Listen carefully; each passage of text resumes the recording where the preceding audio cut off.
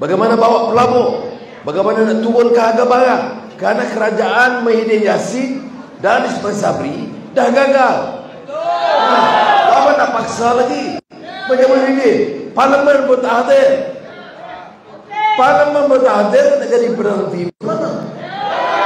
Oh, dia kata dia ikut hadi Parlimen bukan sekolah. Ya. Kamu tak penting sekolah, macam mana nak jadi ketua darjah? Jadi dia tak jawab. Mula dia kata kita ini ada-adakan cerita. Hari ini dia bagi cerita baru. Oh, bahaya baru bagi Malaysia. Pakatan Harapan telah diselurupi oleh Kristian dan Yahudi. Ini Muhyiddin ni yang jadi kabut ni sebab apa? Maknanya Muhyiddin dah desperate. Dia tahu dia nak kalah. Dia patut bagi tahu apa economic policy, bagaimana pupuk national unity. Tapi tidak, Kristian Yahudi. Hadi guna komunis, dia Kristian Yahudi. Jadi semua musuh dunia ini semua dah datang masa pilihan raya. You know, ini masalah kita. Our leaders masih lagi in a state of denial. Dia tak boleh terima. Isu bagi rakyat di seluruh negara ni, isu bagi rakyat ialah pemimpin-pemimpin rasuah dan sakau. Itu isu paling besar. No exception. Jadi menteri, kekayaan ratusan juta ringgit. Jadi Perdana Menteri, bilion ringgit. Kontrak bagi anak, bagi isteri, bagi menantu. Itu yang saya tanya Muhyiddin. Can you explain? You must respond. Tak payah serah pada Yahudi dan Kristian. This is our country. This is our land. We need the Malays. Orang Melayu majority. Perdana Menteri, calon Perdana Menteri Melayu. Tapi kita perlu semua. Kita perlu sokongan, penglibatan, persahabatan, sumbangan China, India, orang asli, Iban. Tak boleh faham begitu. Sampai bila kita dalam politik asyik ajak gaduh saja. Suruh Melayu benci China, suruh gaduh dengan India. Gaduh, kamu sakau. Di bawah gaduh. I am advising strongly. Ini bukan about elections. Ini about our own survival. Selamat negara ini. Tolak orang-orang gila, pelampau dan fanatik agama. Reject them. Ya. Terutama anak-anak muda. Anak-anak muda kena ingat. Ini masa depan negara. Saudara, anak-anak yang kena tentukan. You tidak boleh inherit a country yang bergaduh antara kaum. You tidak boleh inherit negara di mana pemimpin-pemimpin terdiri dari penyamun-penyangak perompak. You mesti menerima perubahan supaya dasar ekonomi kita ini boleh membantu rakyat. Bayangkan apa dia masalah di negara kita. Harga barang. Harga barang naik. Gaji naik atau tidak? Harga barang naik, gaji tak naik. Ringgit merudum jatuh. Apa jawab Muhyiddin? Kristian dah datang. Yahudi dah masuk gereja. Ya. Apa kata Hadi Awang? Cina komunis. Ini masalah kita. Dan masih ada penyokong-penyokong yang tak faham keperluan kita bawa perubahan di negara kita. Please use these elections. Gunakan kuasa kita pada 19 September. Gunakan sepenuhnya. Dapatkan sokongan tiap orang supaya harapan dapat bangkit selamatkan negara.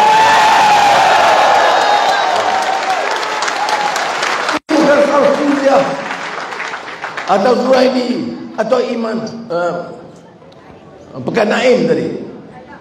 Pekan Naim. Ya, bukan soal menang dia. Oh, sebab Anwar nak jadi Perdana Menteri. Tak relevan. Yang penting ini sama ada Anwar Perdana Menteri, Fauziah ahli parlimen. Yang penting mereka bawa agenda perubahan, selamatkan negara ini.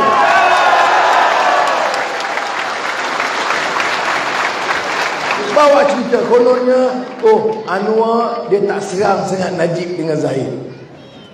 Nak serang apa, dia duduk kajang dah. Zahid dah berpuluh-puluh kes dah. Dan saya beberapa hari yang lalu pergi Bagan Datuk. Saya nak bagi pukulan TKO kepada Zahid Hamidi. Jadi tak apa. Yang saya bangkitkan sekarang ini ialah calon-calon Perdana Menteri. Dan siapa yang sokong mereka? Mahidin kata dia bawa agenda bersih. You percaya dia bersih? You tak tahu apa jadi masa COVID-19 dan PKP? You tak tahu 500 bilion kontrak tanpa tender, guna darurat, guna emergency, suspend parlimen. Satu bab, kerana dia takut nak jawab berdepan dengan kita. Yang kedua, bagi kontrak. Kita soal tak boleh darurat, jadi tak payah tender. Jalan 100 juta jadi 140 juta. Tak boleh soal. Sebab itu you tengok Perikatan Nasional yang bersatu ini sokong oleh PAS dan Gerakan, itu kaya raya. Kita tanya kaya di mana? Semasa dia jadi Perdana Menteri dan jalankan PKP dan darurat dan sakau oleh rakyat. Ya. Kita tanya, jawab hal ini. Saya kata mau jadi Perdana Menteri mesti isytihar harta. Nak tahu berapa Anwar, berapa Zahid Hamidi ada, berapa Ismail Sabri, Mahidi. Apa jawab? Tak boleh. Tak payah isytihar harta. Bayangkan orang nak jadi calon Perdana Menteri Perikatan Nasional, Barisan Nasional, takut nak bagi tahu rakyat berapa kekayaan dia ada. Ya. Why? Sebab apa? Sebab kalau keluar betul, ratusan juta kekayaan mereka. Dan mungkin bilion lagi. Itu yang orang sini tahu, yang menteri yang jatuh helikopter. Berapa kekayaan dia? 2 bilion. Bayangkan, itu pun ada macam-macam yang memang. Itu pun dipertahankan mati-matian oleh PAS. Saya baik dengan PAS. Saya hormat dan muliakan Tuk Guru Ning Abdul Aziz Almarhum. Saya anggap mantan Presiden UMNO Fadil Noor sebagai abang saya sendiri dan rakan seperjuangan. Saya tak pernah lupakan jasa mereka. Tapi ini hari awal dia pupuk pahaman yang lain. Tak setuju dengan DAP, tak apa, tapi jangan hukum dia komunis. Ya. Kemudian tak setuju dengan saya, tak apa. Dia kata Anwar sebagai Menteri Kewangan gagal. Yang berjaya Tengku Zafrul. Sebab Tengku Zafrul naik judi dari 8 sampai 22. Kemudian dia kata Anwar ikut Bank Dunia. Mana dia tahu ekonomi? Saya pada ketika itu diangkat oleh Menteri-Menteri Keuangan Dunia selaku pengurusi Development Committee of the World Bank and the IMF.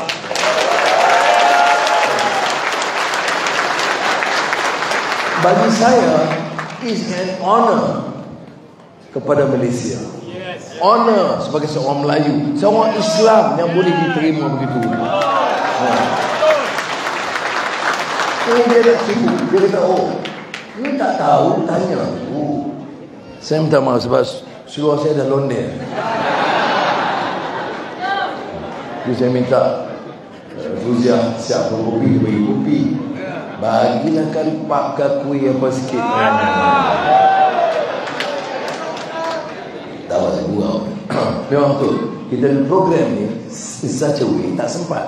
Saya tengah hari ni di Wangsa bersama Khalid Samad, kemudian pergi ke Shah Alam, kemudian terus helikopter ke Kalna, kemudian ambil pesawat daripada Al-Usta ke Kuantan, sekejap lagi Kuantan, Kuala Lumpur. Oh, dia kata Anwar sekalian kita pastikan kita keluar ramai-ramai dan kita apa salah? Aku bukan curi duit orang. Aku bukan ambil harta negara. Orang tengok ada perubahan, orang simpati, dia bagi. Tidak. Oh, dia heboh. Anwar naik Mercedes 7 Series. Betul. Saya naik 7 Series. Sebenarnya nak ya, takut 20 bulan takkan nak pakai Proton.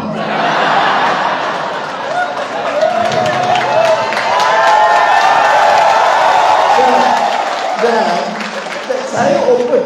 Salah kau orang tanya? Tak salah. Tapi dia dengan jawapan. Jawapannya ada Datuk Sam Lebah Pantai, sekarang tinggal di Shah Alam. Dia kata Anwar, elections ni you nak kena pergi ke Perlis mana-mana, you pakai kereta saya. Jadi tapi bagi balik 20 bulan, bagi balik. Itu yang saya pakai. Jadi tak salah tanya. Dan kita boleh jawab. Kerana ini yang disebut istihad harta dalam tradisi Islam.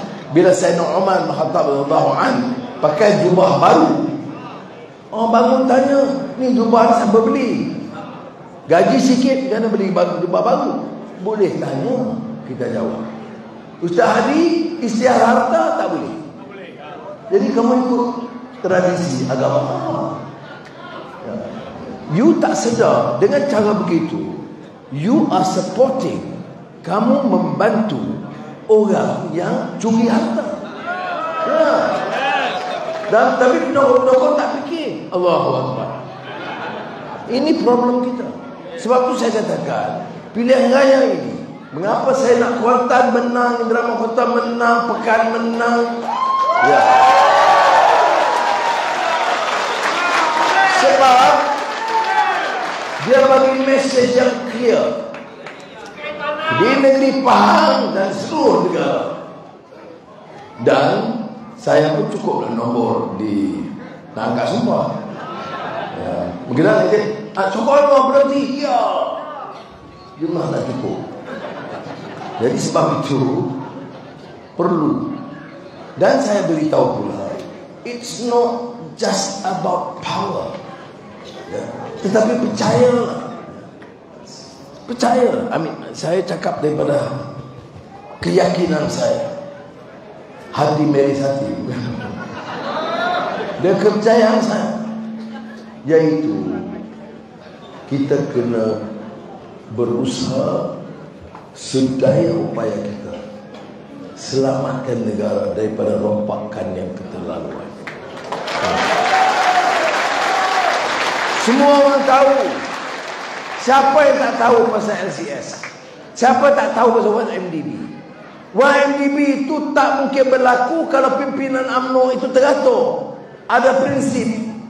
Ni Menteri Kewangan, Perdana Menteri, Bank Negara, SPRM, semuanya itu dah jadi lemah ataupun bersekongkol.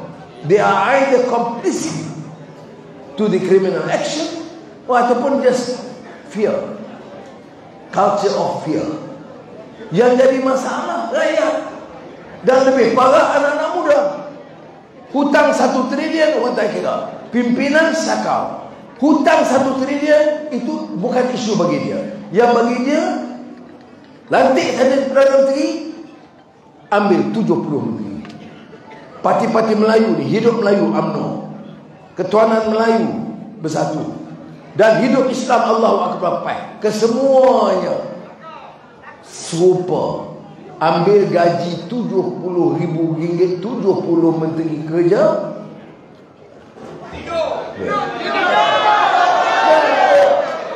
Bagaimana? Dia tak ada conscience. Ini yang dia katakan dictate of your conscience.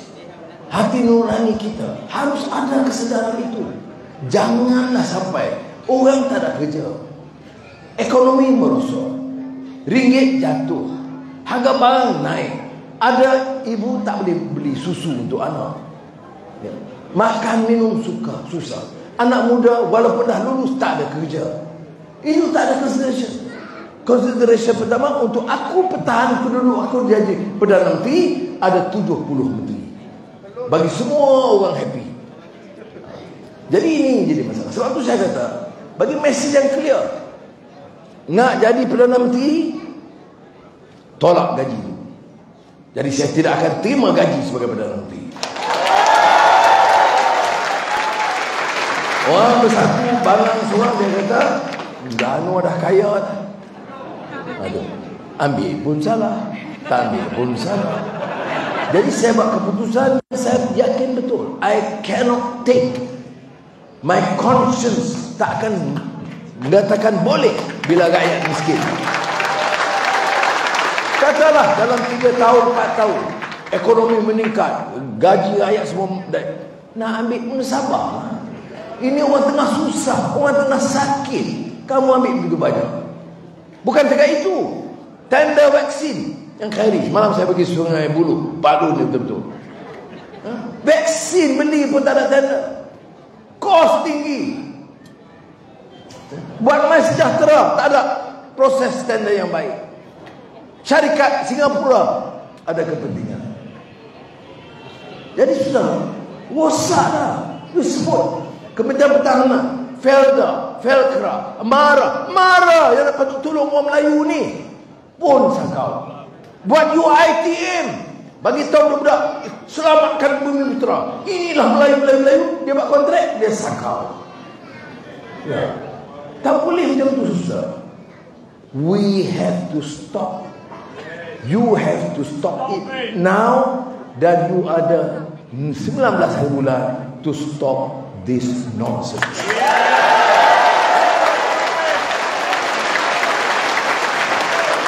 Let us pray. Doa kepada Allah SWT. Mudah-mudahan dengan perubahan ini kita bawa babak baru Malaysia. Malaysia yang bersih, Malaysia yang tidak benci satu kaum daripada kaum lain, Malaysia yang boleh bawa ekonomi meningkat semula dan menyenangkan semua kelompok, semua kaum negara kita. Kerana saya sebagai seorang Muslim, saya tidak pernah dididik untuk benci kaum lain dan agama lain.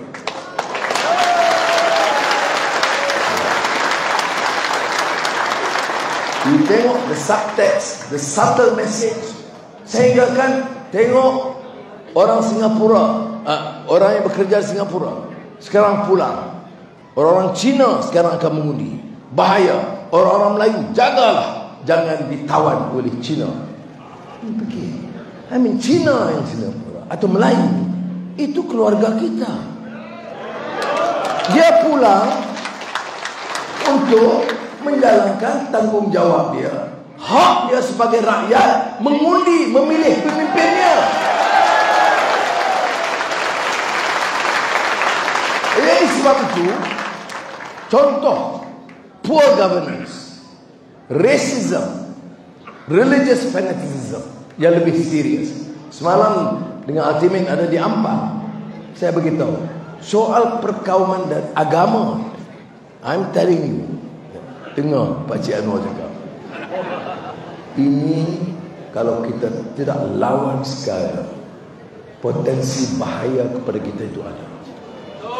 Jangan pernah ingat, take a stand and reject this. Must take a stand now. Saya bagi contoh, macam ketua PAS Perak yang saya sebut, Cina komunis. Ketua PAS lain pula, masuk PAS masuk syurga, tak masuk PAS neraka. Satu lagi pula, wanita PAS Sabah peluang orang Sabah masuk syurga tak ada, sebab PAS tak ada di Sabah. Di Indonesia semua masuk neraka. Di Arab Saudi, di Libya semua masuk neraka kerana tak ada PAS. Apa punya bodoh. Tetapi dia punya fanatical supporters just accept. Ini bahaya kita. Dan ada penyokong dia seorang yang mengatakan, if I have my way, I will just kill the non-Muslims. You know. Ya. Saudara, satu-satu. Kalau senaraikan puluhan penyokong-penyokong PAS bagi pandangan sekian. Ya saudara, you know what to do. Jumlah ini dalam masa singkat saya baru beritahu semalam, Fuzia, saya nak datang sekali lagi ke Kuantan dan Drama Kota.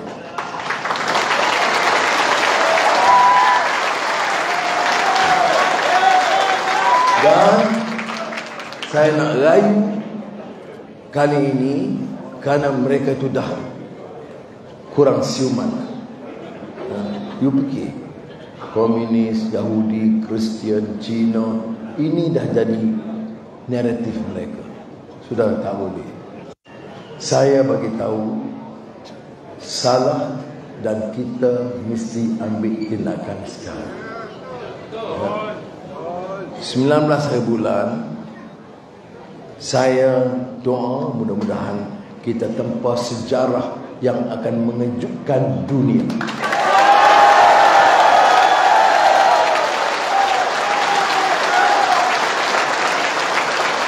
Saya tak ada masa untuk sebut kedua satu calon, tetapi Fuzia memang bertanding semula. Prestasi dia sebagai ahli parlimen, debate dia di parlimen itu A class. And if you support me, I need people like her to be together as a team. Kita tonjolkan profesional seperti Zuraidi di Indra Mahkota. Dan Indra Mahkota ini tempat pengkhianat yang mesti dipulihkan.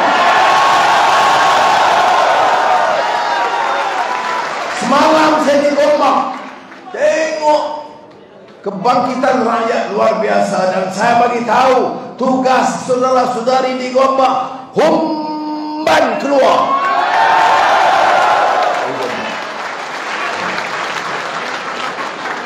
Dan Naim di Pekan. Ada tinggi nama sikit pasal lawan di Pekan. Takkan tahu ni Pekan kawan kita dah dikajang. Bukan saya hantar, macam dulu dia hantar saya 30, tapi saya tak dendam. Tapi sekarang ni hakim hantar dia. Istirahatlah kamu wahai Najib. Bacalah buku banyak-banyak. Hafallah Quran macam saya buat dulu. Karma atau karma. Jangan main. Bila ada kuasa, jangan sombong, jangan rasuah, jangan zalim, jangan naik orang, kerana ia akan menimpa kamu. Jadi sekali lagi kepada tiga-tiga ini saya ucap terima kasih, dan kita harap, dan saya akan tunggu keputusan, dan saya nak tahu berita yang baik dari Pahang. Mohon izin untuk berdoa dengan rasa sedih. InsyaAllah dapat berita baik 20 hari bulan, Fuzia akan atur saya datang semula ke Kuantan.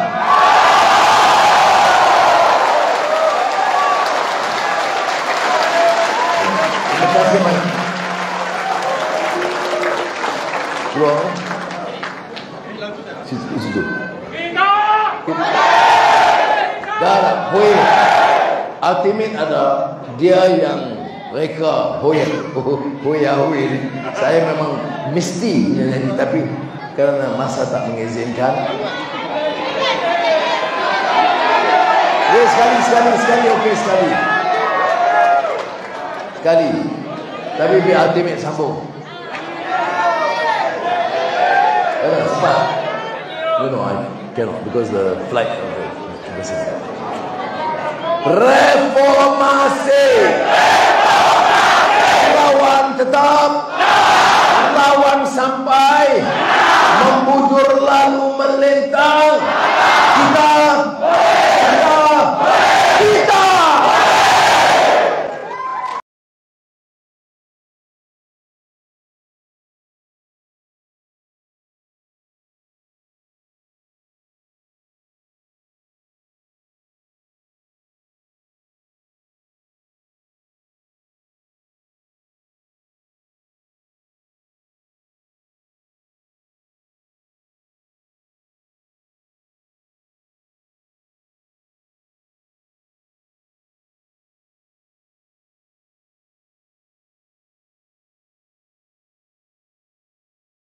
Telah masuk kelab.